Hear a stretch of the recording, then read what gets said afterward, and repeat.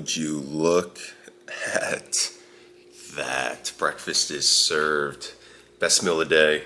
Let's hop into this video. So, breakfast, if you watched any of my videos, same exact breakfast every morning. 5 eggs, spinach, green pepper, onion, like 4 ounces turkey, some cheese, and then some bread with a little bit of butter on it. Sourdough. It is delicious. It is 6:30 a.m. It gets me out of bed. It gets me fired up to get this day started. But no, super good meal. Breakfast, most important meal of the day. I know a lot of people like to fast in the morning or maybe don't have time to eat breakfast. Find a breakfast.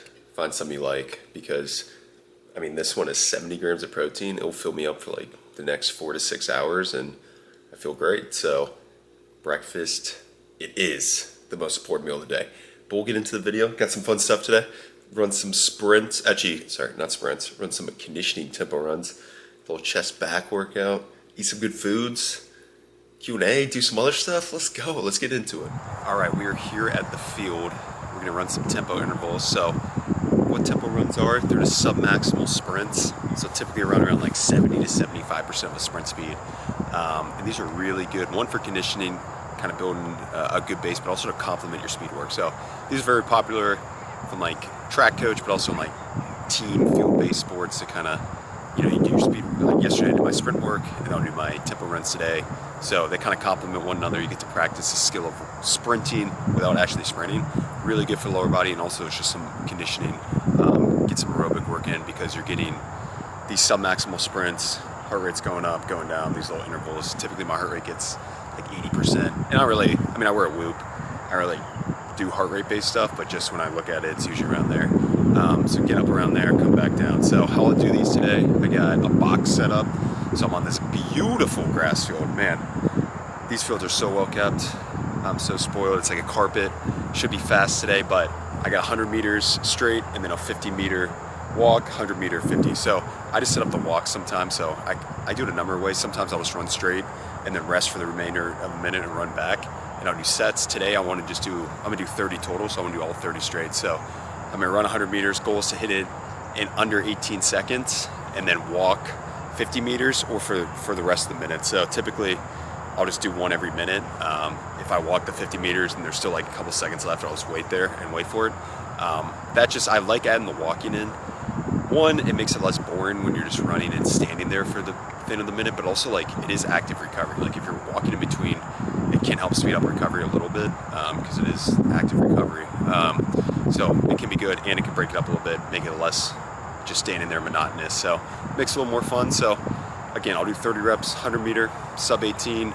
I'll walk for the rest of the minute. So if I run in 18 seconds, 42 seconds of rest, and I'll just go through that 30 times. So 30 total reps, kind of build up 3,000 total meters. So again, I love this. Is my favorite form of conditioning, interval-based conditioning. I usually always do it on the field. Recently, because I have access to like a Assault Fitness treadmill, those are awesome to use as well. But I do love going outside. It's beautiful out. There's a little breeze. It's like 8 a.m. God, it's awesome. I love this.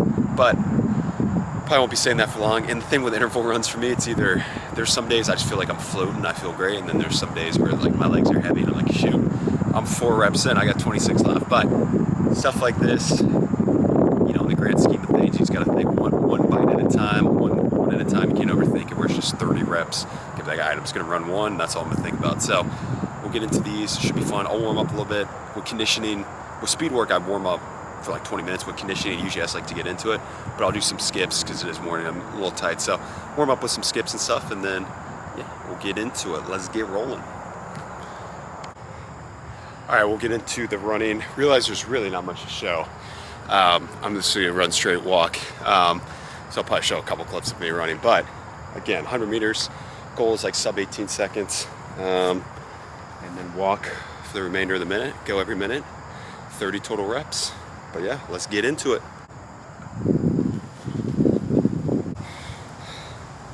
All right, we just finished that first set.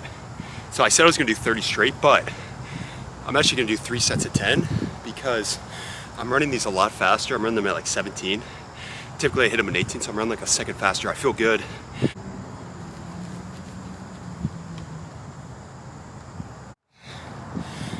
All right, set dose done. 20 down, 10 more to go, 3-minute rest.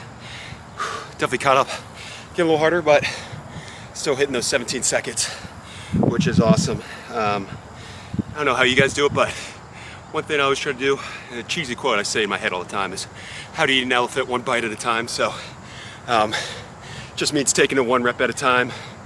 But usually I do it, so it's like I have 30 reps. I try not to think of 30 reps. I just think about running one rep. I finish that rep, I think about, oh, I'm resting. I don't even think about the next rep. So I think it's an easy way to break stuff up. Otherwise you get so overwhelmed, like, shit, I gotta do 30 of these? Or I gotta do 20 of these? Rather than like, all right, I just gotta run 1 of these. Oh, I already ran half of it. I'm essentially done with it. So I think finding ways to break it up, especially conditioning or even lifting. If you're going into lifting, it's like, shoot, I gotta do 6 sets of heavy squats. If you get so overwhelmed by it, you're not gonna get a 10 out of it because you're gonna be trying to save yourself. Rather, go in, knock out that first set of squats. Just think, I just got 1 set of squats. Knock it out, then you rest. And then, all right, I gotta do it again. Just take it 1 at a time. You get way more 10 out of that. Get way less overwhelmed, because it's hard. If you got a lot of reps in front of you, it takes a while, but hey, find ways to break it up, whether that's, all right, 30 reps, that's 6 sets of 5, that's 10 sets of 3. Break it up wherever you're at. So I'm 2/3 of the way done. So essentially in my head, I'm over the hill. I always think about it, all right, build it, hit that halfway peak, halfway point, I'm at the top of the mountain. Now it's all downhill from here.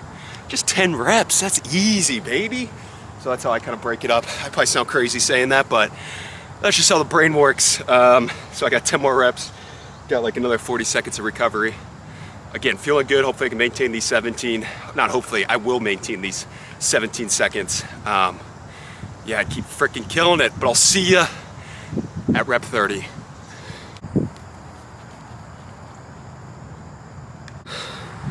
Oh man, just finished those, and I swear this is a top 5 life feeling. One of my favorite life feelings, finishing a conditioning session, and then just getting to sit down. Know you're done with it, know you put in the work. Oh man, you can't fucking beat that. Oh, I gotta show you my cleats. These things are, I mean, they've been on their last leg for weeks, but I just completely ripped through both ends. So, front cleat, the whole toe thing's coming through. Second cleat, the whole back heel's coming off. So, yeah, I get my wear and tear. So, usually I'll just tape them up because I just go until they fall off, but I need to throw those away and actually buy new ones. Those last me a good like 2 year or so that's good. But anyways, we are all done. That is, God, I fucking love this feeling. Sorry, keep swearing, but it is an all-time feeling right here. Just sitting down, knowing you finished it. So we're at Whoop, kind of what I mentioned, heart rate stuff right here. So those last 10 reps are kind of brutal. My heart rate got shot up. Got max heart rate 188, average heart rate 143. It definitely got hotter within those 30 minutes, but that was a good session.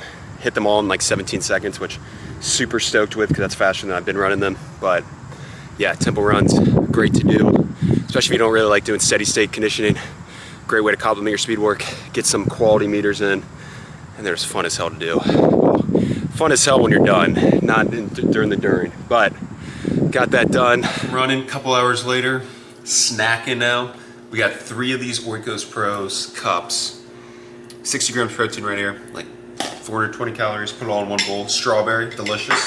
2 Honeycrisp apples, about 200 calories there, and then some electrolytes, a little transparent labs, and then some caffeine. Good little snack here. Probably left in a couple hours, but yeah, feeling pretty hungry from that run, pretty beat up, so we'll dive into it. Just rolled up to the gym. It's like noon, 12 o'clock. About to hit some chest and back. This will be a fun, super stoked for the session. So what we'll start off with, a little dynamic warm up the shoulders, rotator cuffs. Then we'll get into bench press. So bench press can be my main pressing strength movement. Chin-ups, neutral grip chin-ups, my main pulling movement. So for bench, I'm gonna go 6-5-4, 6-5-4, so wave loading. So you're going down a rep each set, and then you go back to that 6-5-4. So working between 80 and 85%. Big thing here is hitting all my reps, because I have a problem when I do wave loading, is I always bite off more than I could chew, and I miss reps. So key is to get all my reps in, working that 80 to 85%. So 6-5-4, 6-5-4. And then I'll do that by itself, and I'll do the same thing for chin-ups, 654, 654. So 6 sets there, kind of my main strength work, pushing and pulling, chest and back, and then I'll get into a superset where I'll do a dumbbell incline press and some sort of chest supported row variation. Probably go either a dumbbell chest supported, probably a dumbbell chest supported row variation, and we'll work there kind of that 4 sets, 6 to 10 range. We'll kind of go based off feel. And then the third movements, and we'll superset these, will be a cable fly and a lat pull down. We'll go 3 sets, probably in that 8 to 12 range, and then maybe do some rest pause with those. Those are super fun to do. I love lat pull downs, cable flies, and then finish with either some extra upper back work or some carries. So be a meaty session. I like doing a lot of volume, getting a lot of work in, but we'll get into it. Let's go. Hopping into this lift. So starting the day off with bench press.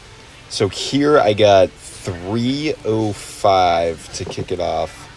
Again, I was trying to be a little conservative this time. So 305 was about 80%. 80% was like 307, so I rounded down because I wanted to get all my reps, and I didn't get all my reps, but I got close to it. But this one got first set of 6. And again, with this wave loading protocol, 654, 654, so you're going down in reps, adding weight, and you're doing 654. That is wave number 1. On that second wave, as you're going back through it, the whole goal is to go heavier. So maybe 5 to 10 pounds heavier. So what I did 305 for 6. I did 310 for 5, and then I did 320 for 4. And I showed my first 3 sets. The second wave, I went 310 for 6, 315 for 5, and then 325 for, it was supposed to be 4, and only got 3. So I missed 1 rep, but it's fine. 3 of the last 4 weeks, I've actually gotten pinned on that bench, and people have come over and had to save me. So it was probably best. I had to rack the weight. It was one of those where if I would have gotten it, my whole butt would have been off the bench. So it was technical failure. So it was smart to rack it because I keep getting pinned on that bench. I'll go down a fight man on that bench press. That is one thing about me. And one of my friends had to save me the other day. I was pinned on it, and I was like looking around. He had earbuds in, and it was laying on my chest for like 30 seconds. So don't be like me. Be smart. Get a spotter if you fail. But went from that, then went into neutral grip chin-ups. So I've been doing regular underhand chin-ups, and we got this neutral grip. I freaking love neutral grip. They just feel so good. Maybe it's just because it's a new variation I haven't done in a while, but did the same thing here, 654, 654. Believed I worked up to on the last 3 sets, did 80 for 6, 90 for 5, and then like 95 for 4. But I love the neutral grip, so just a little variation there. And again, chin-ups, pull-ups, whatever grip you feel strongest with, go hard in that one. I treat it as a big strength movement, my main upper body pull strength, so I try to go as heavy as possible, and I think it's cool to load up a chin-up. So did that, and then got into this superset, so a chest and back superset. So I love antagonist supersets. So we did dumbbell incline press, 4 sets of that 8 to 10 range, was using 105s.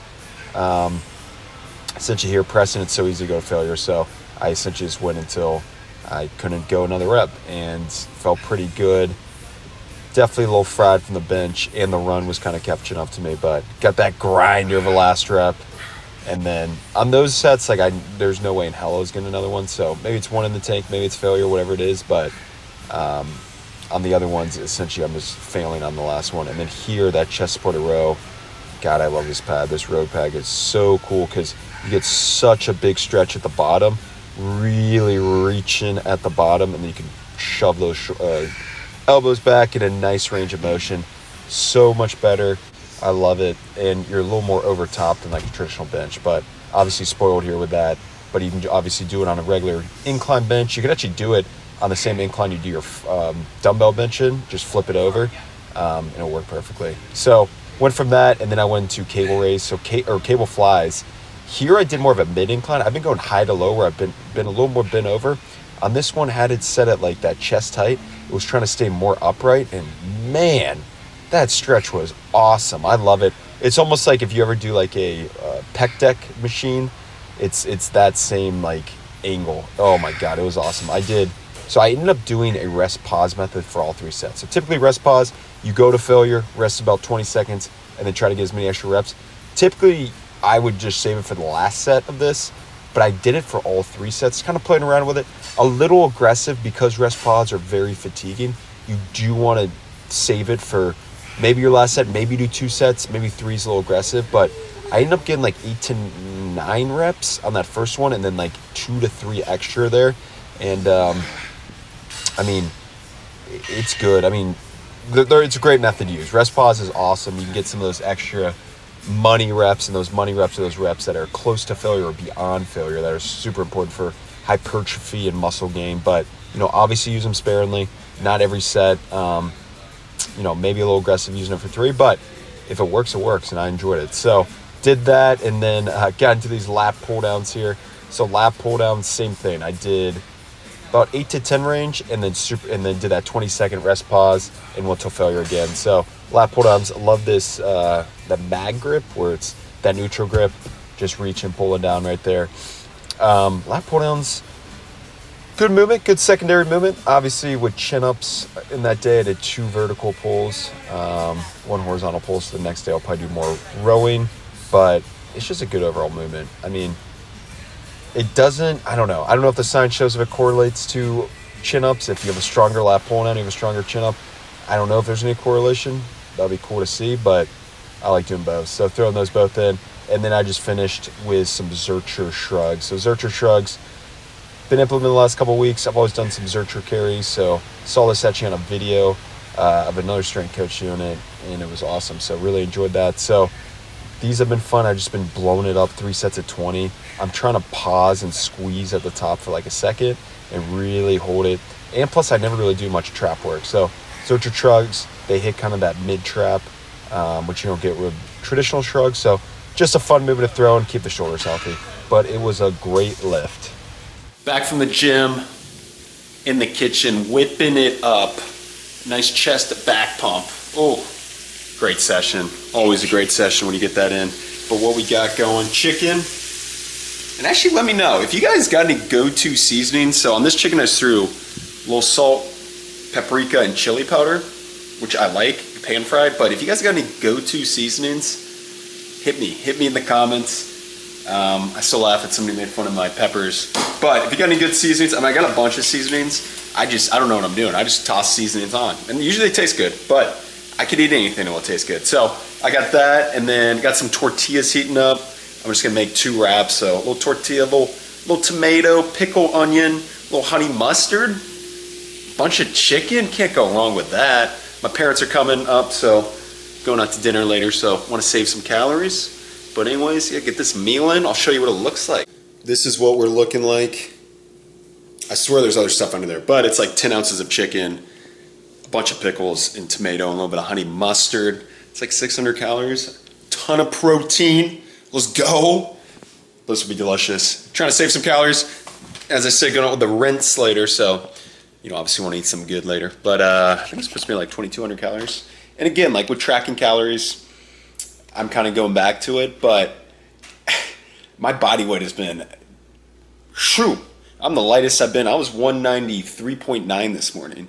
So I'm definitely need to probably eat more calories. I was eating 3,200 calories for the last couple weeks. And then last week, my body was so like, it was screaming for extra calories. So I actually had one day where I probably ate like 6,000 calories. And then throughout the week, I probably ate like 34, and my weight stayed the same. So I definitely need to probably increase the caloric, you know, just with all the exercise, which is good. You know, I love working out and I obviously love eating. So getting to eat more calories, that's great with me. I think this piece is literally all fat, so I won't eat that. But yeah, so I think I'll probably be eating around 34, 35, see how my weight is. Kind of where I want to be, like 195, around there. I have no idea what my body fat percentage is. Obviously, my dream body fat would be like sub 10% or 10%, sub 11%, so in the 10% or below. But I have no idea where I'm at. I would love to get a DEXA scan, definitely need to do that one day, just to give me a guide of where I'm at and see if I'm actually close. But yeah, I think with calories, like, you know, you don't have to track calories, find stuff that works. I go through phases. I was tracking them a lot, and I went away from it and kind of just maintained, and now I'm going back to it. But I feel like I got a good feeling with it where I can go away from it. Like, for example, I'll go out to dinner for the night, and I'm sure I won't be able to track it, or I'm sure it won't be like calories online. And sometimes I do obsess over that. It's kind of my problem. Like, there's so many good restaurants where I live in Richmond, but I'll go to literally Cava or Chipotle because I can go online and actually calculate the calories. Whereas I need to accept and just go to a restaurant and be like, okay, I was guesstimate, And I think I've had that skill. I think that's what counting calories does. It gives you that skill. So you're going on dinner like, okay, well, that looks like 200 grams of rice, and I know how much that is. That looks like 9 ounces of steak. That looks like that. I'm sure they have oil in it. And I know you don't have to be that obsessive. Like, I don't want you guys to get that obsessive over it if, it causes you that. But if you have goals and stuff, or if you're trying to look for ways to help, because I know I'm guilty of that, where I'm like, oh, I'm going to go try a new restaurant, and I can't count the calories, so I just go to Cava or Chipotle. But, yeah, I think tonight, just try to guesstimate as best as I can. Because it's not like I'm training for, it's not like I'm in a bodybuilding show or training for anything where I need to make weight or it's that important. Like, I like where I'm at, and, yeah, I mean, it's a hard part. I'll admit it is hard, like balancing that, because it's like, I don't know, we got to live a little, but then you want to be strict. It's weird because I'm pretty bad with it where, I want to stay on track as much as possible. But I'm just thinking out loud, like, I don't know, maybe someone else goes through that where it's like, it's kind of hard to eat out because you're so obsessive with it. But I don't know. We'll eat this up, gobble it up. It should be good. I'm excited for it, and then I'll catch you at the next bit. So currently doing a Q&A on my Instagram story. These are fun as hell to do. So I'm trying to do one, well, the last 2 weeks. I'll do it every Tuesday. So if you guys ever have any questions, one, always leave them in the comments. I love answering those. But if you ever want, I try to do a Q&A on Instagram. Try to provide some context there, but I love answering questions. So if you ever have any training questions, love to answer them. From my point of view, that's my perspective. I think that's the most valuable thing. Like, obviously I have the platform where people follow me for fitness advice. And I remember, I still have a ton of fitness questions to ask people, but I remember being younger and like, damn, I wish I could ask this person that. So please, if you ever had any questions, don't hesitate to ask. They might seem minor, but sometimes they help. Like, just someone helping with your train of thought. So yeah, I do it every Tuesday on Instagram Reels. But also, if you ever Shannon Performance on Instagram, but also on here. If you have any questions, leave them in the comments. We're taking a video. Good morning. All right, so just had that meal. That was really good. So went out to a restaurant with the Rinse. On that meal, it was like couscous, which I've only had like 2 times. Some adobo chicken, probably mispronounced that. Vegetables, and then a little bit of tzatziki, and then I put a tiny bit of this honey roasted chicken or vinaigrette on it. So again, going out to dinner, kind of estimated, obviously I've known it kind of like based off estimation, but I would say 800 to 900 calories. So put me at like 3,000 calories for the day, and then just wrapping the day up, going 2 Quest bars here. These are the best flavor ever, chocolate peanut butter. I love Quest bars because, 200 calories, 20 grams of protein, super satiating, they take forever to chew, super good too, and their flavors are always solid because they got the little bits in them. Love it. So wrap the day of eating up there, about 3,400 calories, which is probably good. I probably was eating 32, and I think I just need to start eating more. I was super light as a feather today, so I don't know. I kind of like my weight down there, but maybe I should maintain a little bit, but I think that'll be a good amount of calories. But again, eating out, and I need to be better with this because I'm kind of bad at, I get so obsessive with the food and I can't track it, and then I just got to realize, like, you got to live a little. And it's not even like I'm cheating on my diet at all. Like, I'm eating very healthy foods there. It's like incredibly healthy. I got the sauce on the side, so I just got to be more. Just because you can't track it exactly doesn't mean, it is what it is. So, I think through guesstimation, that was a pretty good guesstimate, and yeah, I just need to be better at that because sometimes, I can get a little too obsessive with it. So, but wrap the day up there. That was a good day. Those runs were fun this morning. Kicked my ass. Good lift. Good day of eating. Saw the family, so can't beat that. But let's do it. Let's keep stacking the days. I know I say that in every video, but I think it's so key. Just day by day. That's all it is. Get your workout in today. Get it in tomorrow. Get it in the next day. It just adds up. Next thing you know, it's been a week. It's been a month. It's been a year. And they all add up. So that's all it is. It's just the constant consistency, doing the thing, stacking the days. I say it all the time. Maybe it's cheesy. Maybe you've overheard it. But honestly, as dumb as it is, I just say that in my head all day. So stack the days, do the thing. It just adds up. That compound interest. So let's keep getting after it. Appreciate all the support. Appreciate everyone watching the videos. Follow me on Instagram. But let's keep getting Powerjacked. Let's keep doing the thing. Stack the days. Let's go.